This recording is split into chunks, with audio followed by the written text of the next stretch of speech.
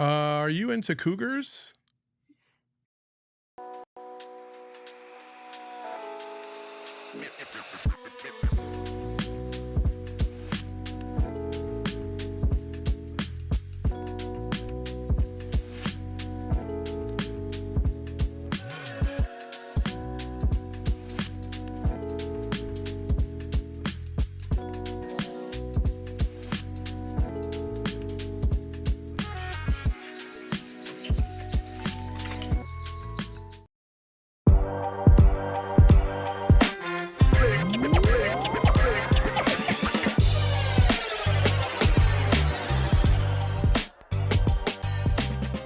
Welcome on in, guys, to the AZ Wildcats podcast. I'm your host, Damon Fairall, brought to you, with my friend here, Saul Bookman.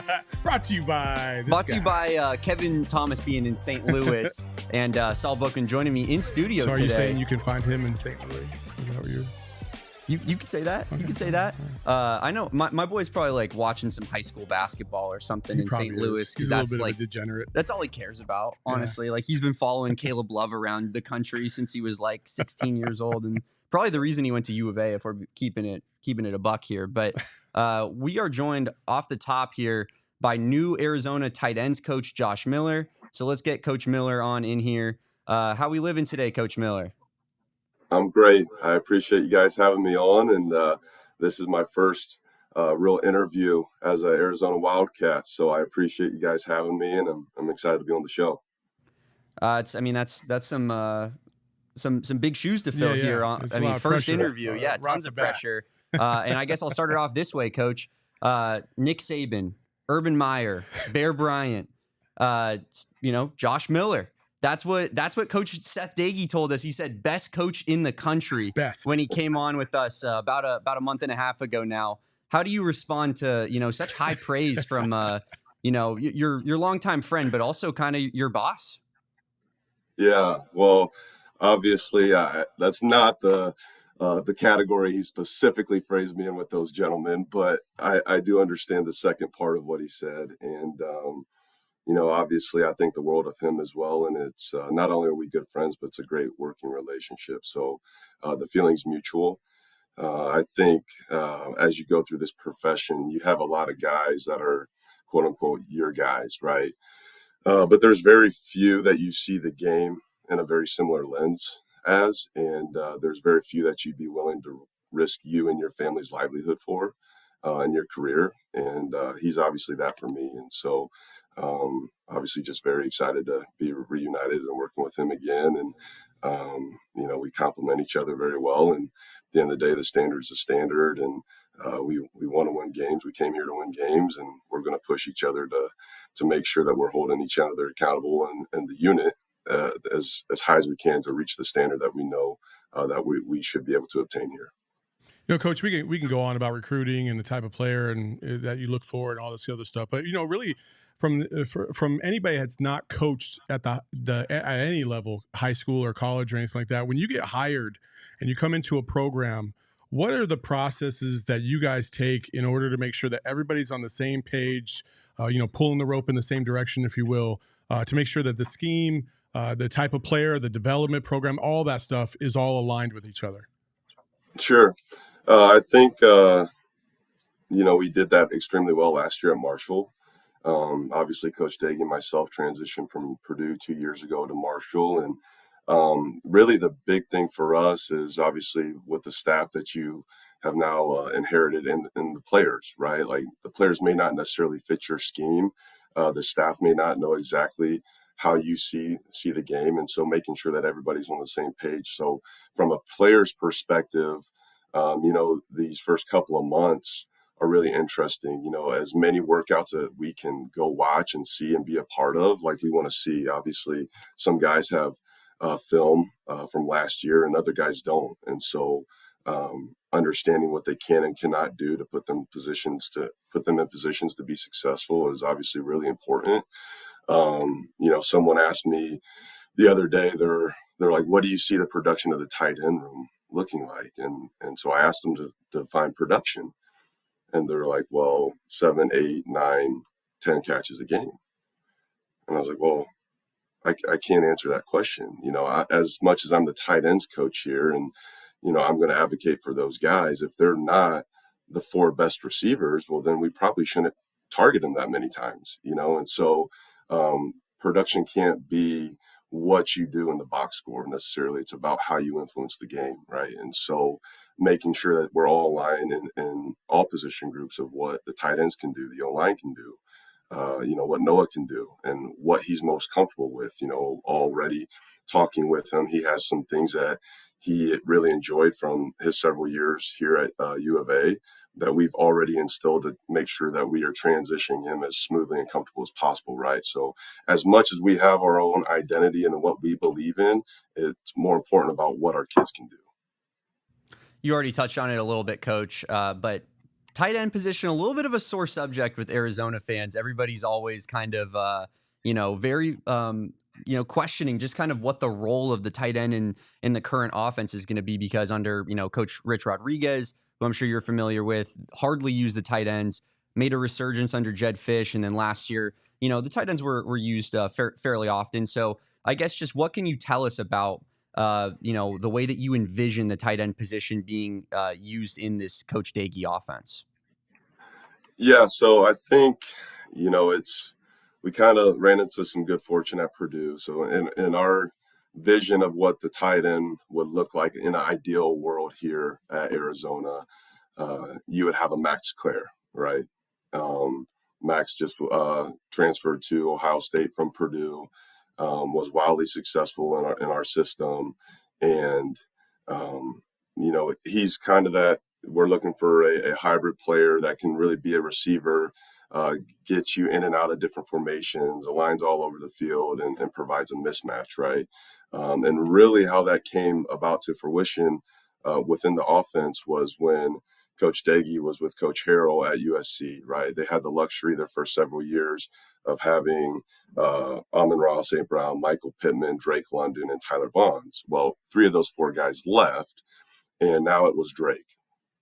And so how the offense kind of evolved was, how do you get your best guys the ball? Well, Drake became the Y, which is the tight end position in our system. And so, and then when within that, he had like something ridiculous of 84 catches in 7 games his last year before he broke his foot, right? And so we're really looking for that guy that provides that flexibility and athleticism to get us in and out of formations, to still play fast.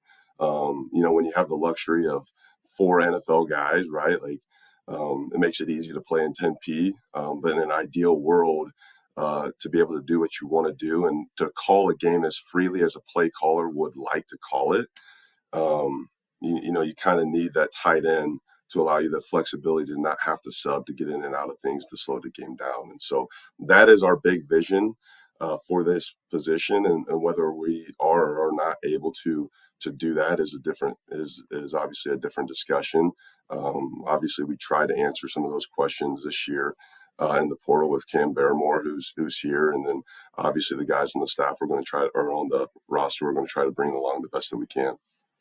You have obviously you have a little bit of veteran leadership at that tight end position. 6 guys that are on the roster right now at that position, as you continue to look for other talent around the country, obviously. But when you're trying to organize, and tight end is probably the most complex position, or one of the most complex positions in football, because of the skill sets that are required, receiving, blocking, the whole 9 yards. How do you prioritize the process and development in the off season versus in season to try and get the most out of these players?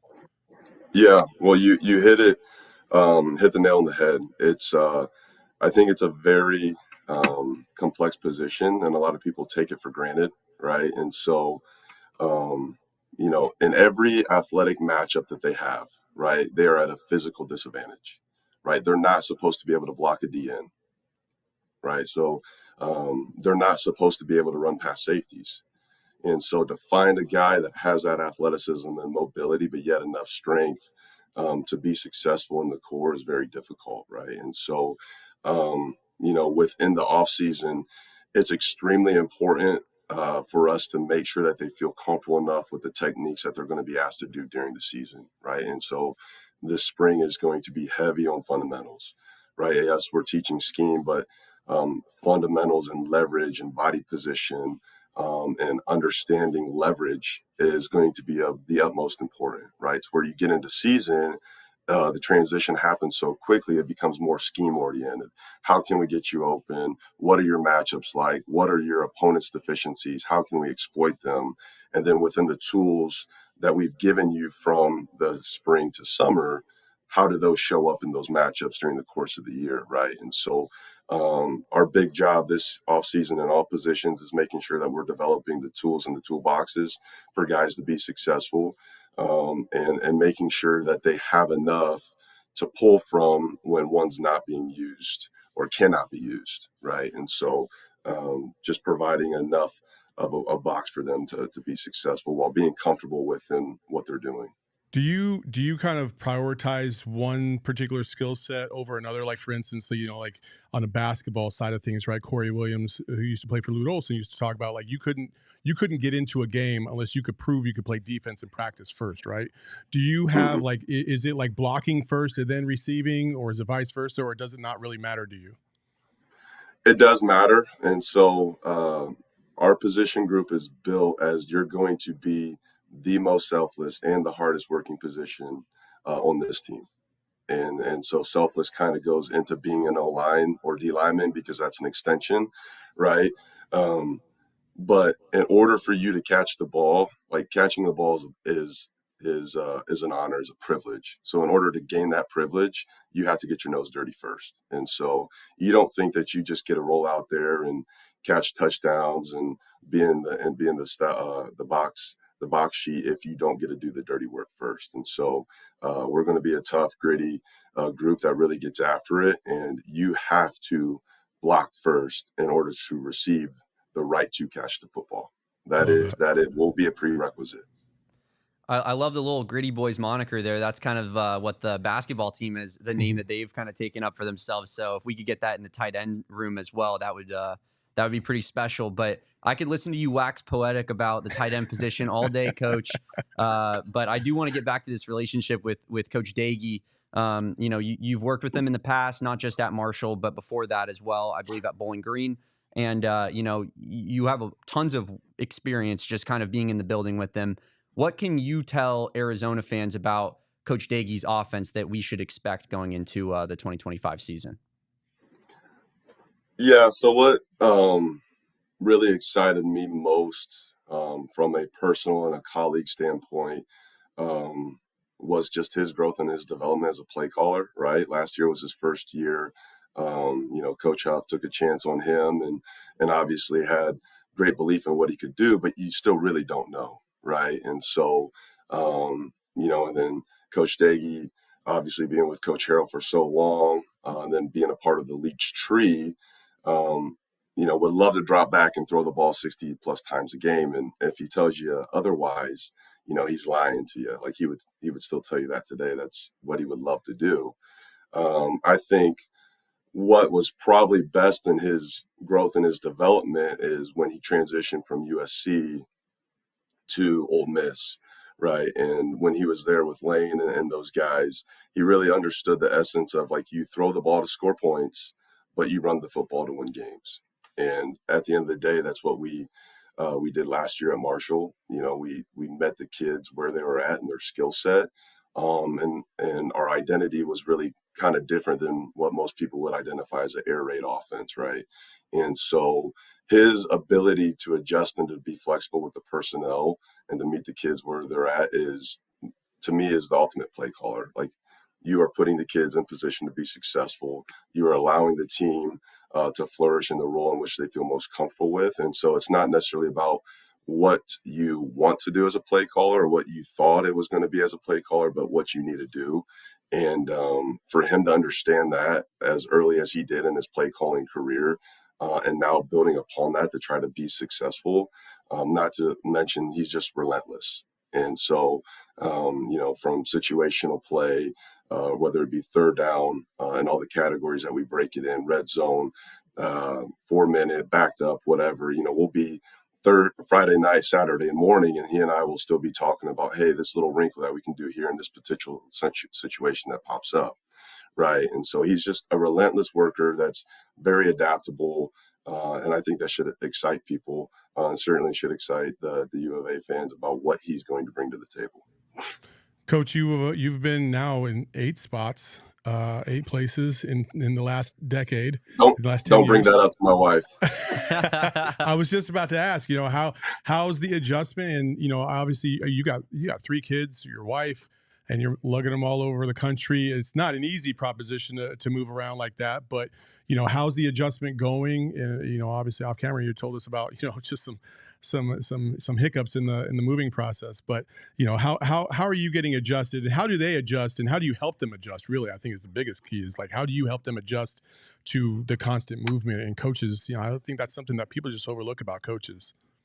Yeah. Well, right now it's easier because my oldest is going to start kindergarten next year. So we have 3 kids under 4, right? And so it's a lively household, but at the same time, they're not so ingrained in a school at this point and all their friends, right? So right now it's easier to help them get adjusted. My oldest struggles a little bit as she's a little bit more routine based and starting to get to that kindergarten age to where she's developed some friendships that has became a little bit more difficult.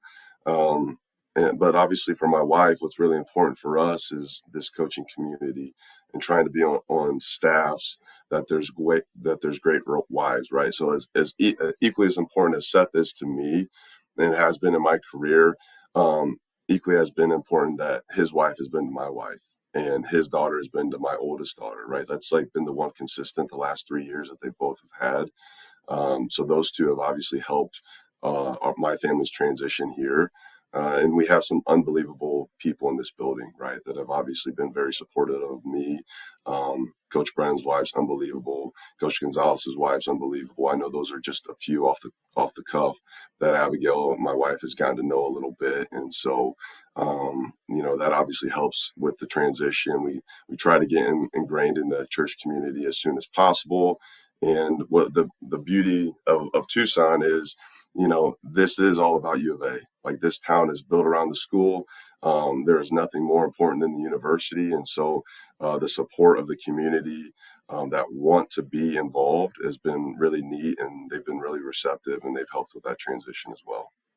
I want to stick there with Tucson. Just any spots in particular that you're hitting up? The move just happened, but have we figured out any local delicacies that are Josh Miller is hitting up on a frequent basis? We have not hit with a frequent basis at this point. So my family officially got out here roughly about 2 weeks ago. And as you guys know, my first official day on the job, I was out recruiting in Phoenix, right? And so we had about a 2.5 week stretch there to where I really wasn't in Tucson in general. So we're still getting acclimated. So anyone that wants to send any suggestions and make sure that we're attending, we're going to. But I know right now we're going to Culinary Dropout tonight as a tight end group to get those guys an occasional meal to reward them for a hard week's work. So obviously we're excited about there. And I know there's plenty of other eateries and towns that those guys and certainly the community will introduce us to. But to say that I've been an extensive goer would not be accurate. Well, Coach, I tell you what we'll do is we'll tag you in this tweet that we put out, and we'll get. Trust me, people in Tucson will definitely flood those comments and it's give the you bat all signal. Yeah, it absolutely is the bat signal. And listen, Coach, Good. I grew up in the Valley, basically my whole life outside the military, and I lived in Tucson to get my degree at the U of A for about 4 years. And to me, Tucson is the best place I've ever lived. I love Tucson. I absolutely hate the Valley. I hate Phoenix, everything about Phoenix. So it's like you're in a great spot. Like you're definitely going to be a lucky guy for sure. Before we did let you go, though, listen, I like to do a little bit of digging, and I went around the Twitter streets and I found an old tweet. And I'll tell you what, Coach, like you did a very good job during your tenure on Twitter of keeping everything 100. Like you were pretty clean. I didn't find anything crazy except for one thing. And it's this tweet way back in 2019. And Oh, you were goodness. like, please let Kyler and Cliff as Arizona Cardinals happen. That would be wild. And Yep. obviously, here in Arizona, especially in Phoenix, that experiment didn't quite work out. So, what was your thought in terms of what you thought would come out of that relationship, and then obviously what ultimately unfolded? Yeah, well, I think, you go around just sports in general, relationships matter, right? And so obviously why everybody thought that was a good marriage or potential marriage was because of their pre-existing relationship.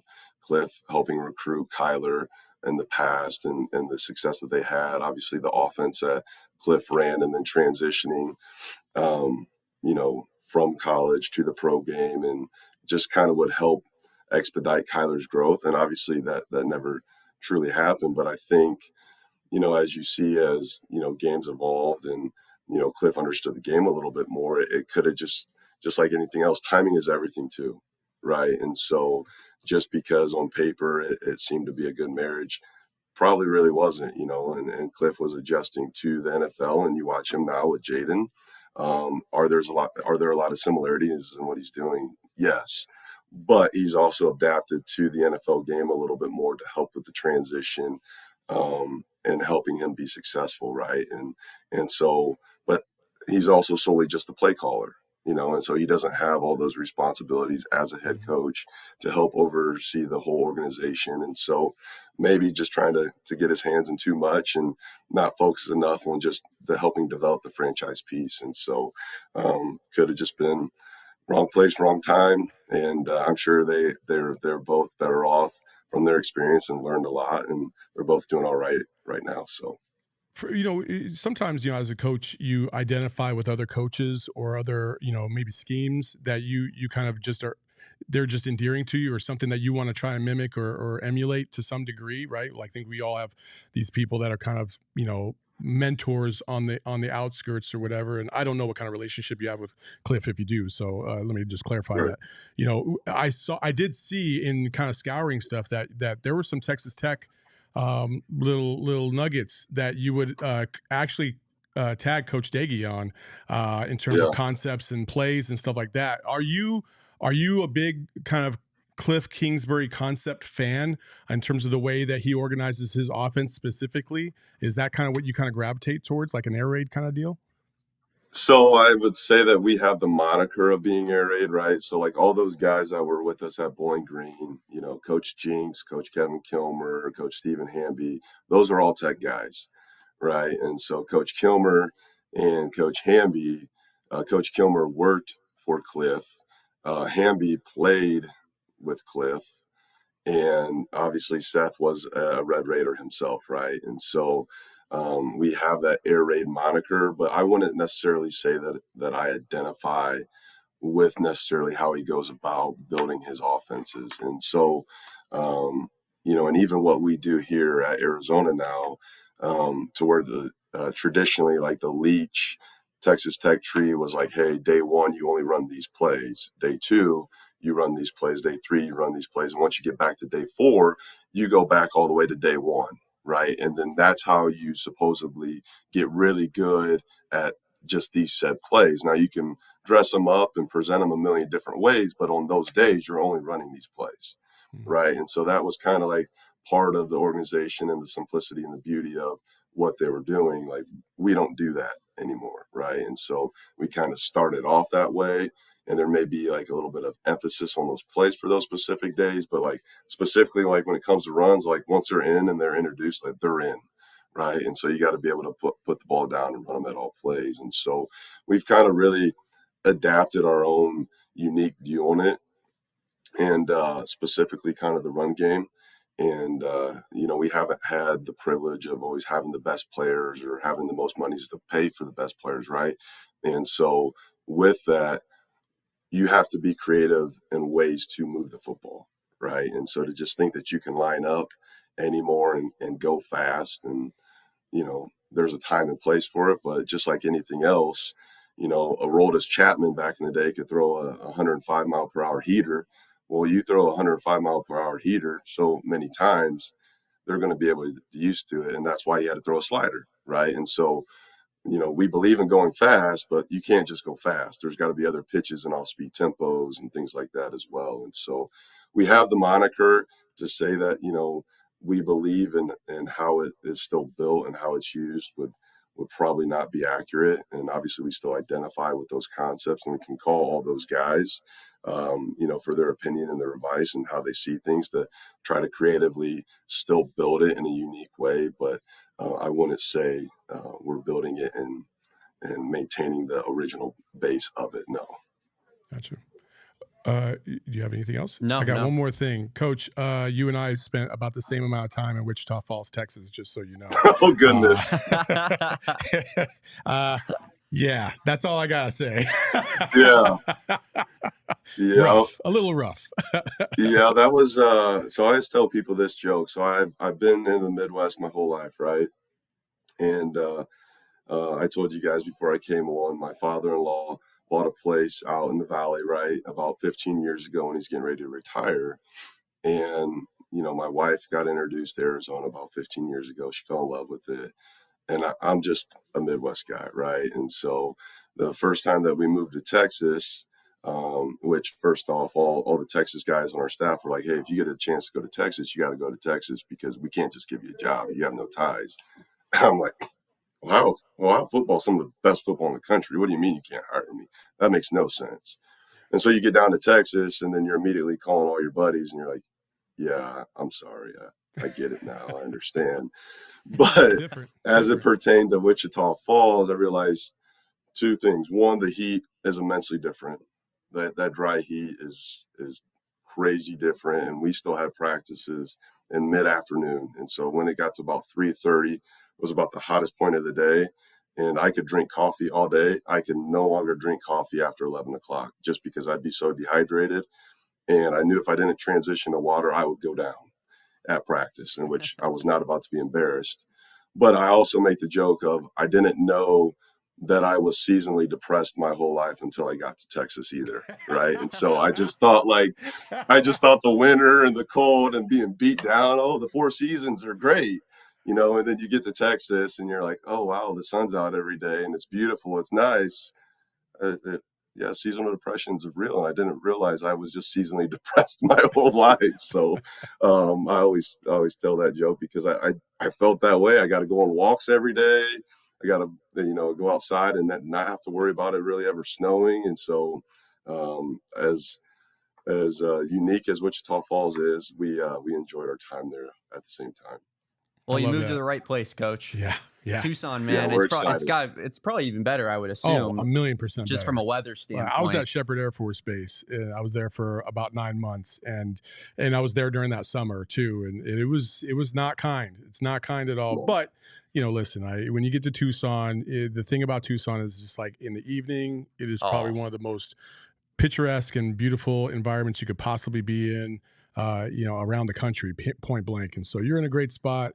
And we wish you nothing but the best of luck, and we really are pulling for you in the squad this year for sure. I appreciate it. I appreciate you guys having me on, and obviously bear down. Go Cats. Thank you, Coach. We appreciate your time here. That was new tight ends coach for Arizona football, Josh Miller. Of course, taking time, doing a little extended interview with us. We really appreciate him and all, everything he had to say. It was pretty dope. That was a great interview, I thought. And he's a very clearly a very personable guy. I thought Coach Doege was very similar, and it does feel like this staff that Brent Brennan is putting together is kind of all built in that same mold, Yeah, just a bunch of good people. Yeah. You know what I mean? Not only good people, but, obviously Coach Miller, his faith means a lot to him. And he's in a spot now where I think he's in an environment where there's a lot of coaches that have, similar viewpoints in terms of how they like to approach life and really coach kids up. And Coach Miller obviously is going to be valued in that regard. And I'm excited to see what he's going to do with not only the tight ends, position, but, his development in the future as well. Like I said, he's been at 8 schools in the last 10 years. And, you learn something new along the way, each and every time. And now he's going to bring that experience here to Arizona. And the great thing too is he's done it at different levels.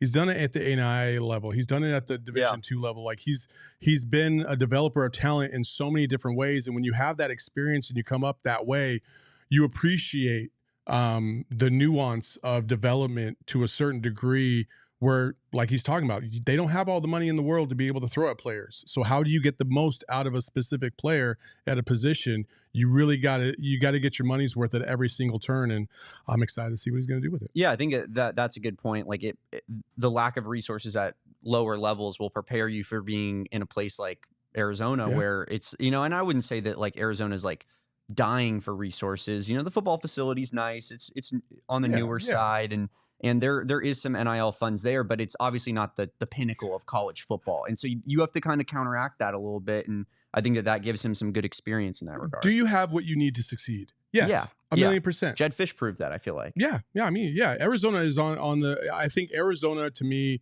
is the standard in terms of like, the things that you need to develop a program. Like, I'm not saying they have all the bells and whistles, but you don't necessarily need all the bells and whistles, right? Can my car get me from home to work? Yes, that's what you need. And then if you want to upgrade and you want to soup up, then cool, that's fine.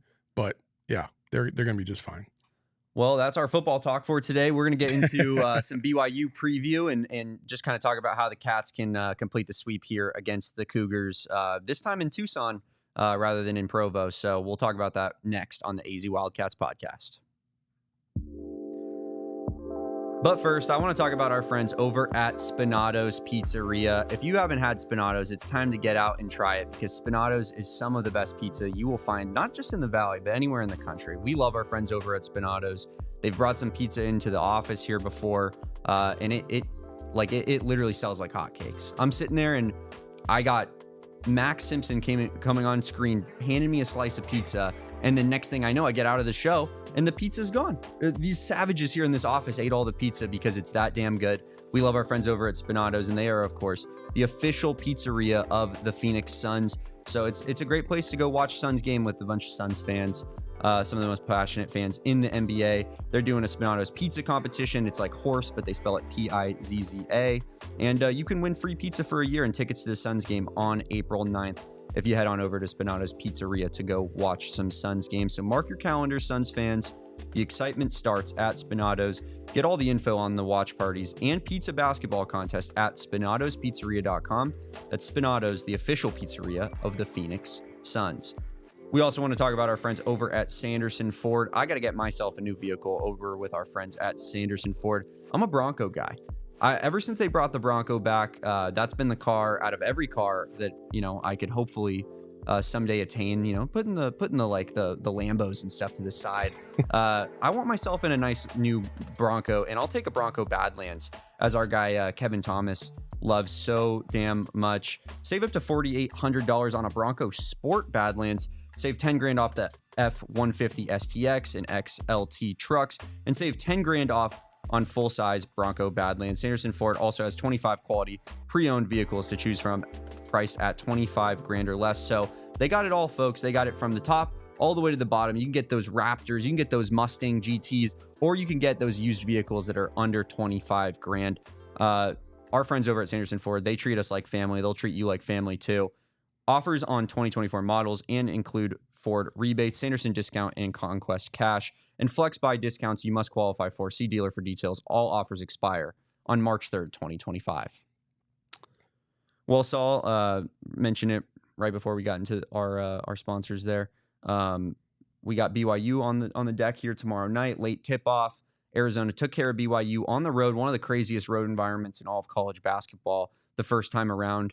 I admittedly, as you guys know on this show, if you've been tuning in regularly, I was in New Orleans for that. I was watching the game at a bar, but it was completely silent, the TV, and I was trying to get my fix in, but I really mostly what I saw was Toby Awaka and Henry Vasar kind of pull the game away at the end for Arizona, especially late in that second half. But it was a very back and forth game prior to that. So I guess just as someone that, spent a little bit more in-depth time watching that game, what were your takeaways from playing that BYU team, and how does that, kind of factor into how you preview this game going up against BYU for a second time this season. Well, I think two things are at play. One, BYU is a significantly different team on the road than they are at home. Mm-hmm. And I think that is a factor this weekend, obviously tomorrow down in Tucson. So that's number one. The thing about that first matchup was it was back and forth for the most part until you got to about that 10 to 9 minute mark of the second half. Yeah. And then Arizona just methodically started to pull away. And the other key thing about this game was the Arizona shot 13 less threes than BYU the first time around. However, they were a little bit more efficient with their threes. And more importantly, they were more timely with their threes. They hit threes at times of the game where it looked like the momentum could tip, or the scales could tip in any direction, right? Caleb Love hit some big threes in the first half, hit a couple big threes in the second half. Jaden Bradley had one, I think, at about the 5 or 6 minute mark in the corner that also like kind of continued to propel the momentum. And then obviously you add in Basar. He actually hit a 3 in the second half as well. Yeah. Everybody kind of contributed. KJ Lewis had a really good – that second half to me was one of the better second halves that Arizona's played all season long. And that's kind of what my biggest takeaway was, is that they were able to thwart the momentum of BYU's three-point shooting and keep them at bay. BYU only hit 10 threes in that game. They were 10 for 34. So not a high clip at all, shooting less than 30%. And you hope that going into this game, they can continue that kind of trend in terms of holding BYU off. Now, BYU had some key players that didn't really perform to their norms, like mainly Saunders. Saunders didn't play, lights out. He didn't really shoot the ball terrifically well. And so that's an adjustment that you got to account for, that you can't expect him to have a similar bad game.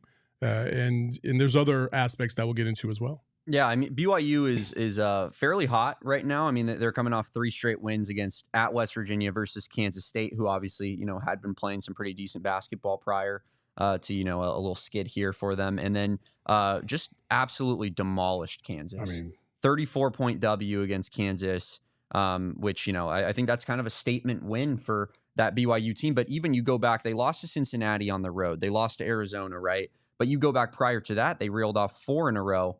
Including wins over Cincinnati and overtime win over Baylor.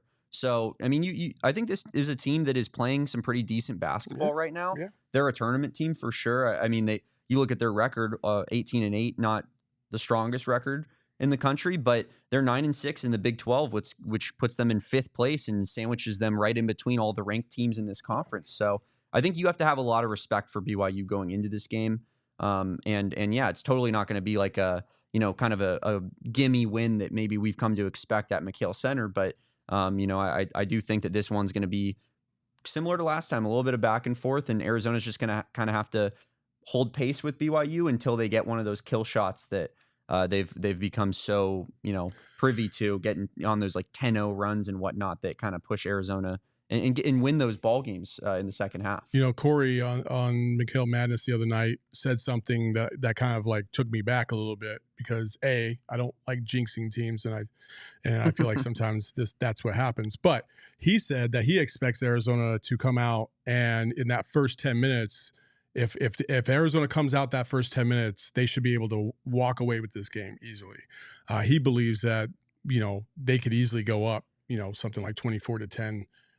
Early on, and just kind of cement this game away, because that's the kind of momentum that Arizona is kind of on right now as well. Even though they've lost 2 games, those 2 games, like the one at Kansas State was an ugly game all the way around, not pretty. Yep.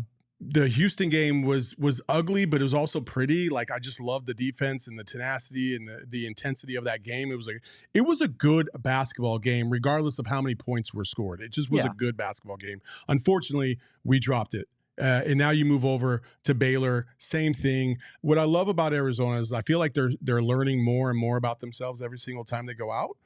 And this time against BYU, I don't think that they'll have a letdown. I think they know what's on the line. Listen, they win this game, they have basically locked up a top 4 seed in the Big 12 tournament. Yep. They don't have to worry about anybody else behind them, because they'll have the tiebreaker over BYU, and they would essentially have to lose out the rest of the season to even have a tie with BYU at the end of the year. So you feel good about that. You can kind of take your foot off the gas to a certain degree and just kind of have that out of, that's a check mark, you're done. Okay, now what's the next goal as they move forward to Utah the week next Wednesday? So for people that don't know, the top 4 seed in the Big 12 tournament is big because it gets you through 2 rounds, correct? 2 rounds. So the top 4 seeds get two rounds off. The tournament starts on a Tuesday, so they wouldn't play till Thursday.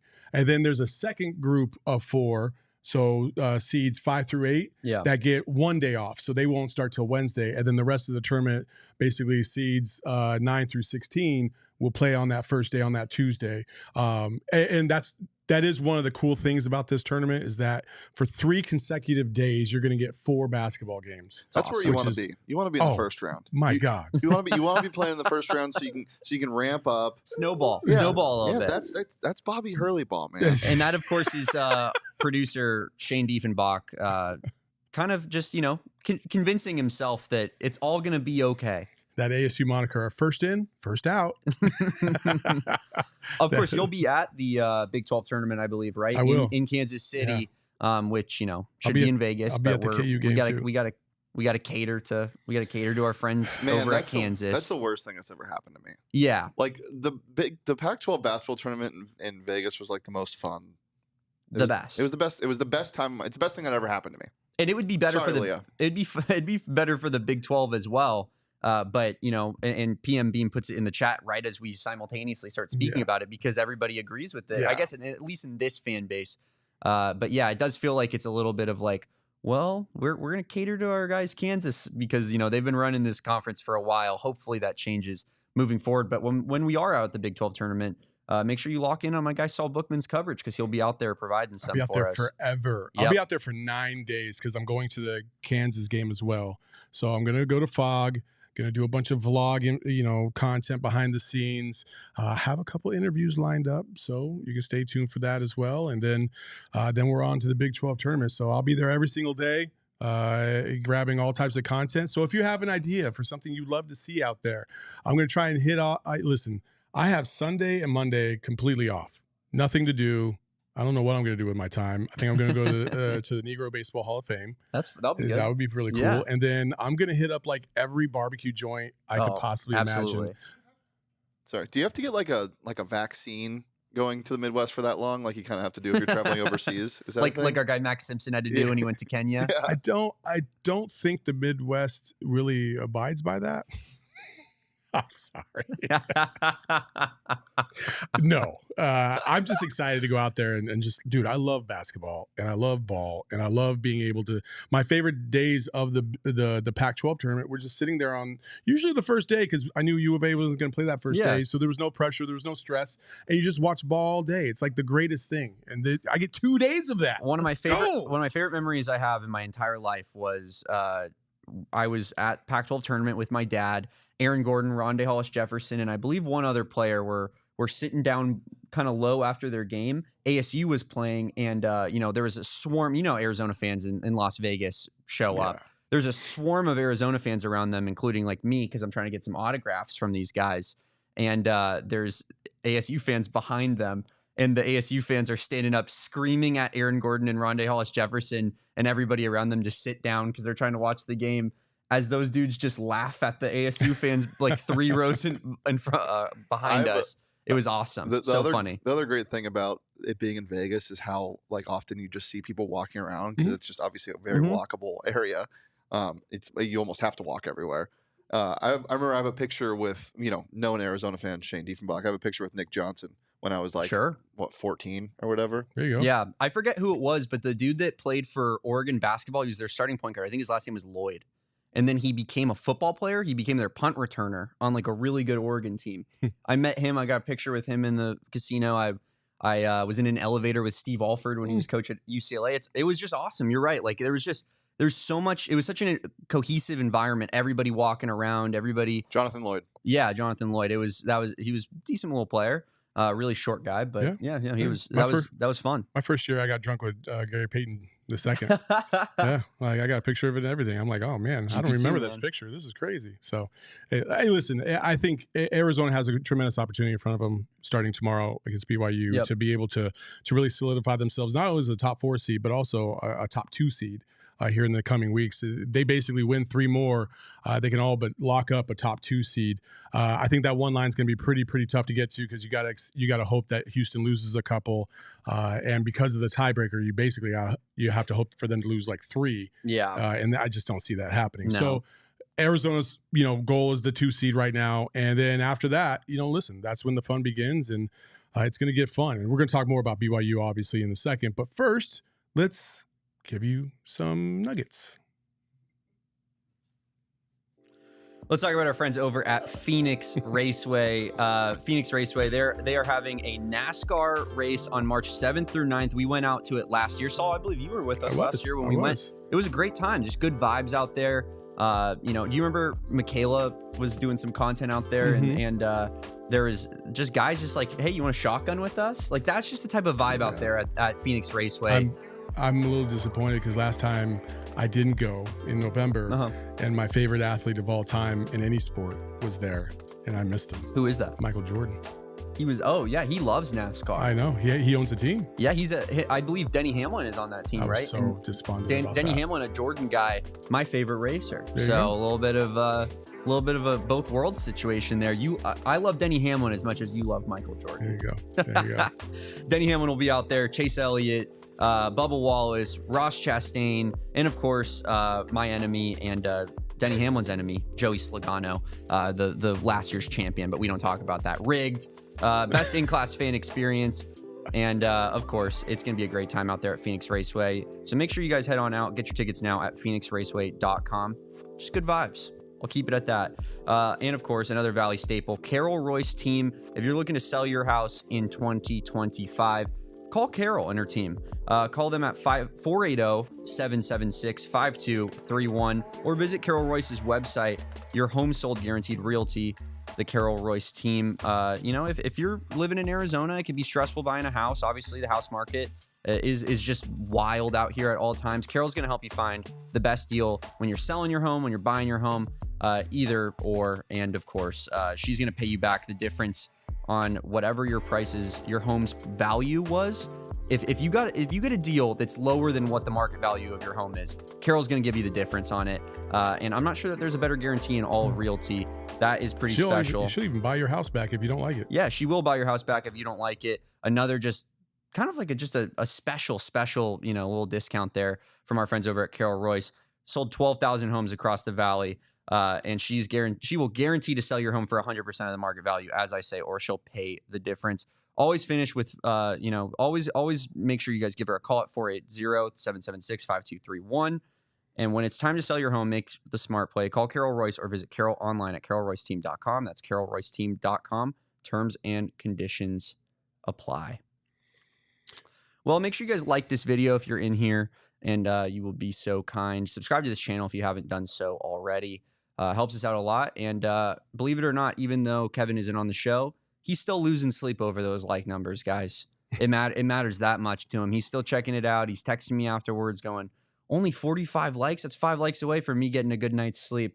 Right now, we're sitting at 13. So let's boost those numbers up, boost his numbers up for my guy, Josh Miller. And we got a little bit more BYU to talk here, Saul. Yeah. So why don't we bring up the BYU team preview and just kind of dive into the stats of BYU, figure out who they are as a team. They're 18-8 overall, 9-6 in conference, as I already highlighted.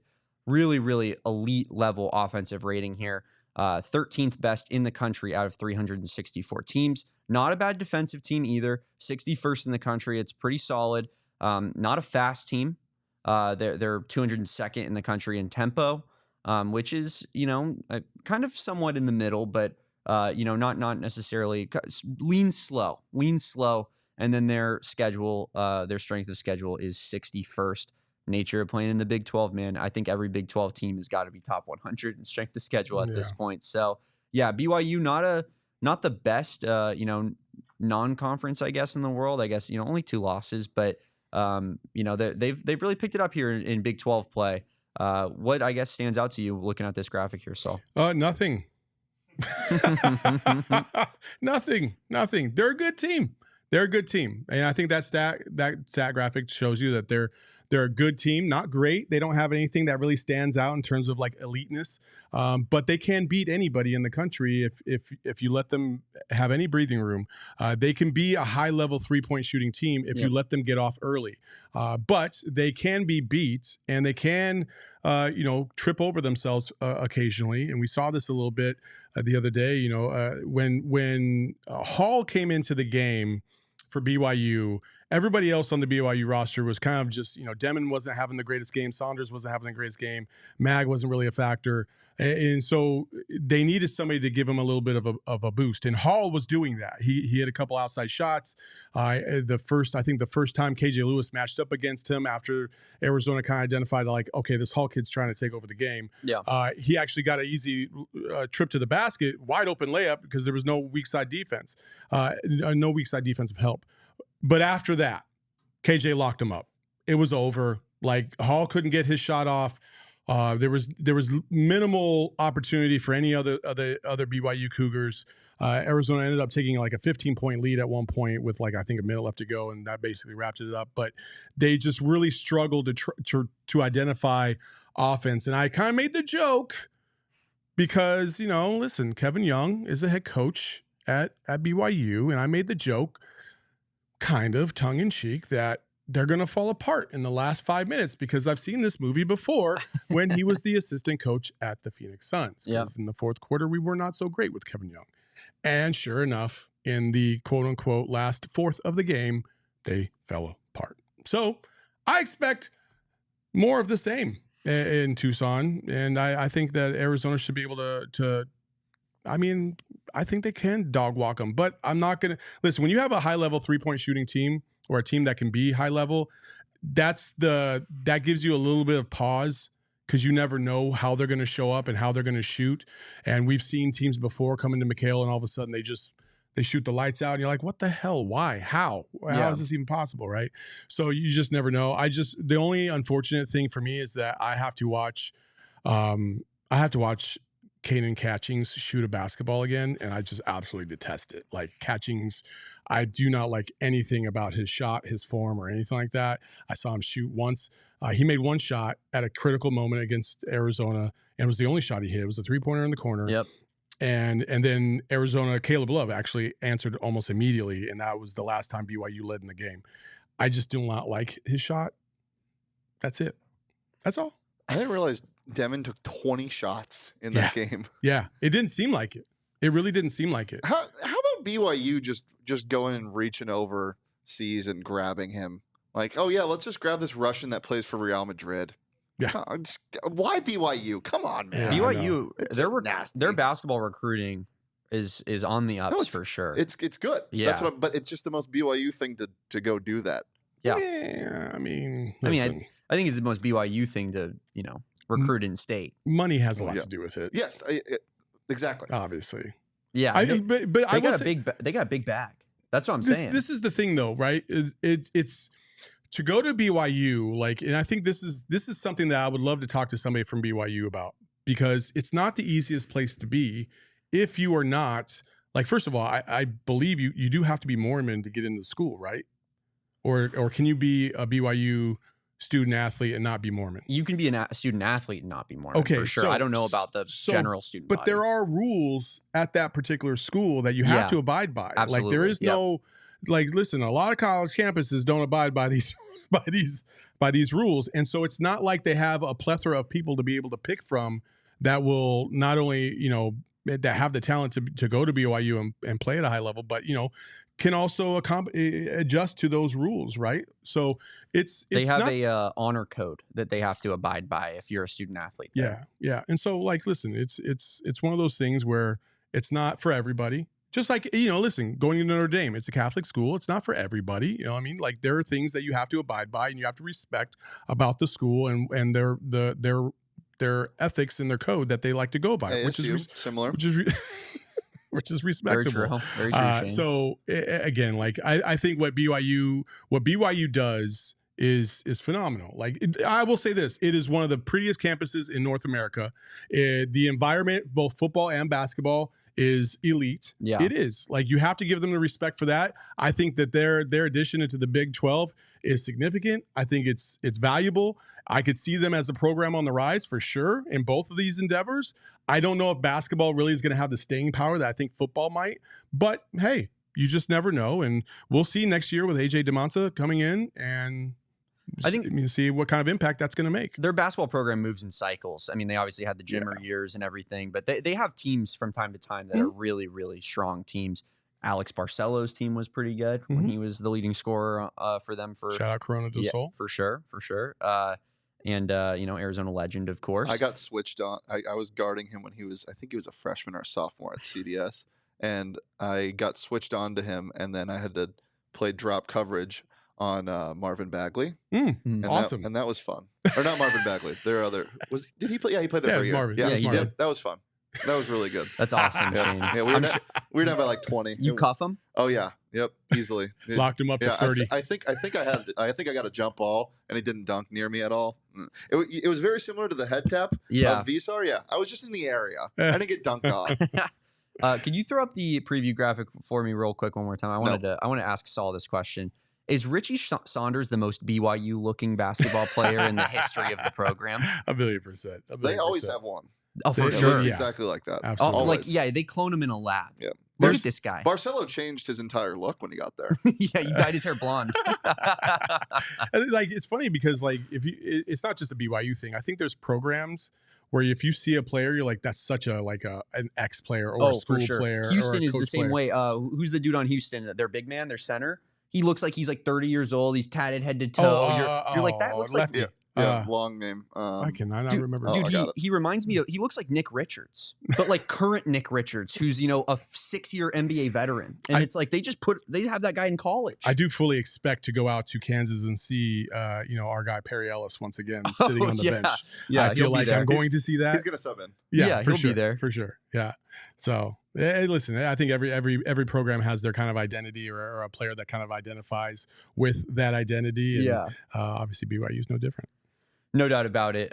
Arizona looks to, kind of complete the sweep here on BYU. I did want to mention this real quick. BYU 3-point field goal attempts. They are 14th in the country in attempts per game from three. They really try to light it up there from behind the arc, and they're 47th in 3-point percentage. So they're, one of the better 3-point shooting teams from a percentage standpoint. They shoot a ton.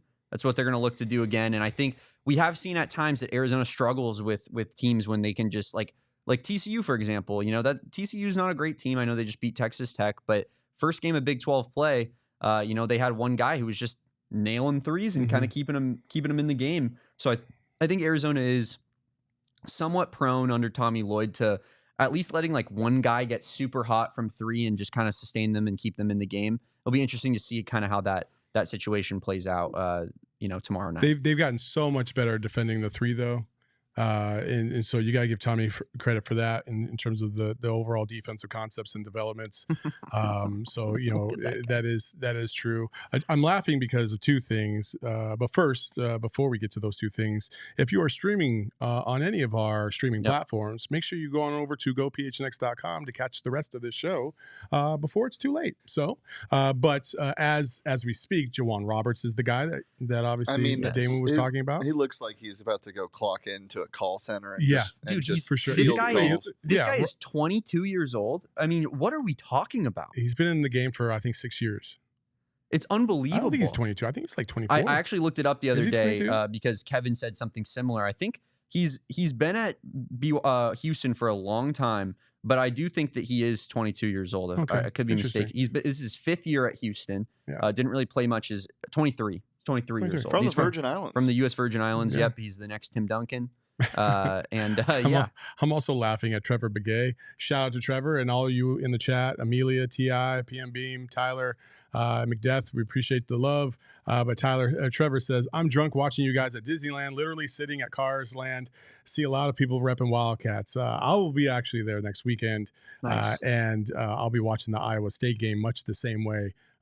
From Disneyland as well. That tickles. Trevor, we appreciate you watching. Even when the circumstances are, there's some hurdles in the way there. There is. But single rider line. I hope you're in. I will tell you what. Like if you're going on Radiator Springs Racers, and you're standing in that long ass line, there's almost nothing better than to turn on the AZ Wildcats podcast and just get your fill of Wildcats put your content. headphones in and just rip it while you're on the ride? Sure. I mean, why not? Sure. Why not? Saul's sultry tones in your ear while you're getting your tires changed. Yeah. When you're getting the spray. Oh, what do you guys prefer there? What do you think's better, the tire change or the paint job? I mean, you gotta love Luigi. Yeah, true. Yeah. I watched like this crazy hard edit of Luigi the other day that someone made on I've Instagram. definitely seen that too. It's so good. So good. That's funny. And Trevor, he says at the end here, see a lot of people repping the Wildcats. You always do in Disneyland, man. Yeah. You always do. It's just it's like Disneyland's a haven Wildcat of Wildcats. It is. I see at least 10 different. I see at counting. least 10 every single trip, every single day. Literally, and I walk around and I bear down every single one of those guys. Yep. Bear down. Yep. One of these. Always. And I've even had like, remember those really cool dark gray jerseys one time that we had back in the day? That's where it was, zone on the front. Yep. Height of Arizona basketball, like TJ McConnell team. Like Arizona was national title contender at that time. I still have the jacket. Yeah, those were sweet. And me and my buddy were walking one time. I think it was like rodeo break in Tucson. We see this guy and we go, bear down, man. Like we had a big game the next day. And he goes like, he tells us like, you guys are going to die tomorrow. Wearing a U of A jersey. And me and my friend just go, okay. And just like kind of put our hands in our pockets and slowly walked away and then went, what on earth was that about? We thought that we were brothers here. And it was just kind of the weirdest story ever. But Saul, anything else on BYU before we get out of here that you need to, inform the people of? No, honestly, like I thought, as long as the Wildcats can control the boards, and don't turn the ball over. I say about 12 turnovers is probably the max you want to try and get to.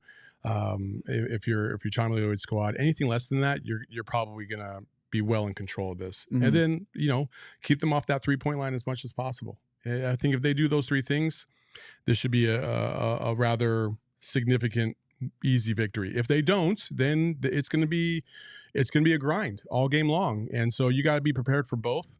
I'm excited to see this game because I think it's going to be another high-level Big 12 game. Every Big 12 game this season has been fun as hell, so I'm excited.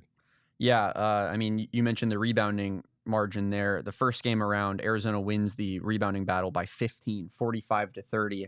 I think that's got to be huge. You look at Henry Vasar and Tobe Awaka's stats from that game. They clearly were massive, and I don't think BYU really had an answer for their size and physicality combo that a lot of teams don't have an answer for. Arizona, like when they're winning games and winning games handily, it oftentimes feels like it's off the back of the big men just being a little bit too much for the other team to handle.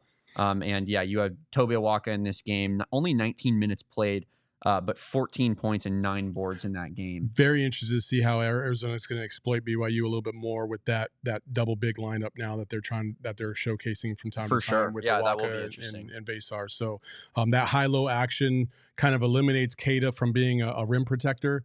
And if that happens and they're able to take advantage of it, I think Arizona could really, really damage BYU down low. Yeah, Henry Vasar had 17 and 6 in 21 minutes. So both Tobe Awaka and Henry Vasar were, they essentially were scoring a point a minute, the two of them, while they were out on the floor. It will be interesting to see kind of that 2 big lineup against BYU because we didn't really see it back then. Kind of how do they adjust to that nowadays after they already, really struggled against this team and its big men, just kind of out physicaling them, winning the defensive rebounding margin by 13 in the last game. So, going to be for sure a good game. We'll have you locked in, covering it every step of the way. Saul, are you going to be in studio tomorrow? Or are you going to be from home? I will be at the game. Oh, I will be live from McHale for the post game, so I'll be there with you until Erica shows up, and then, So okay, sounds good. Yeah, we'll have Saul in Tucson tomorrow, boots on the ground there, if you will. Covering the Arizona BYU game. Going to be a good one, and we'll have you locked in for a post game show. Make sure you guys tune in about 15 minutes after. The final buzzer sounds and we'll be up and live. Thank you guys for tuning in today. Like I said, like this video if you haven't done so already. 20 likes, man, that's light. We need 50. And of course, subscribe to this channel if you have not done so already. You can follow me at Damon Dog. That's DAWG. You can follow Saul at Saul_Bookman on Twitter. Make sure you give him a follow. Make sure you guys check out the McHale Madness podcast that Saul and Corey did. It was Wednesday night this week, right? Night, It's Wednesday, Thursday night. Sometimes it alternates a little bit, but because Corey's doing games for ESPN as well, and so next week will be on Thursday. But listen, if you go back and listen, Corey had some great insight in terms of just the development of Awaka and Vasar, and really he related it to himself because in the Final Four, I posted about this today. In the Final Four, Nolan Richardson was forcing Arizona to get away from Damon Stoudemire and Khalid Reeves. And so he was forcing them to use their third, fourth, fifth option. And teams are doing that right now to Arizona and trying to take away Caleb Love and Jaden Bradley and KJ Lewis. And they're forcing Vasar and Awaka to try and beat them. And it's happening. Yeah. Because those guys have developed at such a significant clip. And so, obviously Corey he was 4 for 6 from 3 in that Final Four appearance, kind of forcing Arkansas to have to adjust to him as well. And it was just great points all the way around. And then he talked about the BYU matchup. We both did. And so check it out, McHale Madness podcast. Subscribe to the podcast as well. We'd appreciate it. Yeah, if you want a little bit more of an in-depth look at what Arizona basketball is doing, of course, Saul and Corey got you covered. Corey, he's been doing a lot of Arizona games this year, so he's had a very up close and personal look at Arizona, and he did he was on the call for the last Arizona BYU game, so he definitely saw that matchup last time and just kind of what BYU might try to do going into this next game, what Arizona is going to try to sustain. So yeah, make sure you guys check out the McHale Madness podcast. Of course, like I said, like and subscribe. Give us all a follow at PHNX_Wildcats as well on Twitter, and that's going to be your hub for all Arizona athletics content. And until next time, we will see you tomorrow on a post-game edition of the AZ Wildcats podcast. Peace, bear down, go Cats. We all silly like the mayor.